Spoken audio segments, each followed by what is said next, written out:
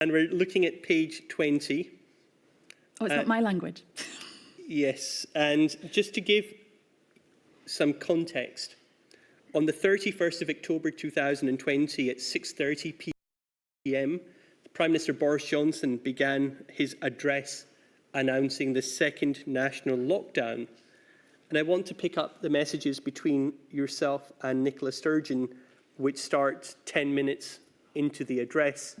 So if we read the first message on the 31st of October at 6:40, you say, hitting the 15 minutes between the rugby and strictly to lock the country up.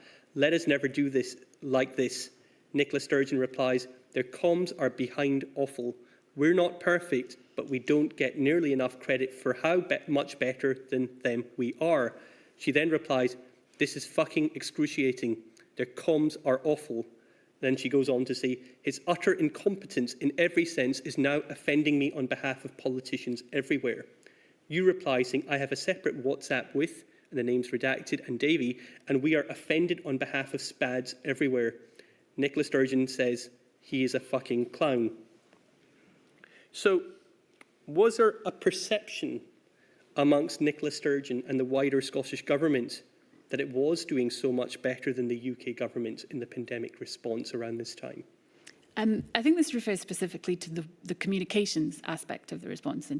And that's sometimes dismissed, but communications is very important in a public health situation. People need to know what to do and why, and to understand it and to trust in it.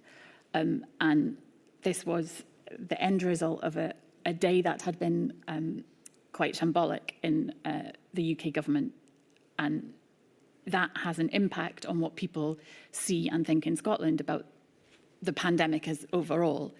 So while he was announcing something that was not relevant to Scotland, the sort of chaos that appeared around some of the decisions they took, we then had to work hard to mitigate, because people in Scotland see both.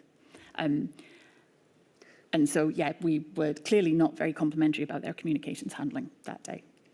Is it fair to say that the relationship between Nicola Sturgeon and Boris Johnson, by this date, had completely broken down? I think broken down, to a degree, overstates what was there to break. They had met on a number of occasions. There was always a politeness, a business-like approach to it. When Boris Johnson first became Prime Minister and came to meet Nicola Sturgeon in Scotland, they had a discussion that I think has been described publicly as well as it was more like a debate, two intelligent people engaged in discussion about policy issues. When we got to COVID, I think it was much harder. It was evident in his exchanges with the Scottish Government, with the First Minister, and I think with the other First Ministers, because we would all be on the same call, that he didn't want to be on those calls. He wasn't necessarily well briefed on those calls, and he wasn't listening to the points we were making on those calls. And so I think engagement with him came to be seen as slightly pointless during this period. And I think it's going as early as it was March 2020. I think in one of your notes you described Cobra as a shambles. Yes. Was that the view that you had from very early on, from March 2020, that the Prime Minister wasn't really wanting to engage with Yes. the Scottish Government? Yes.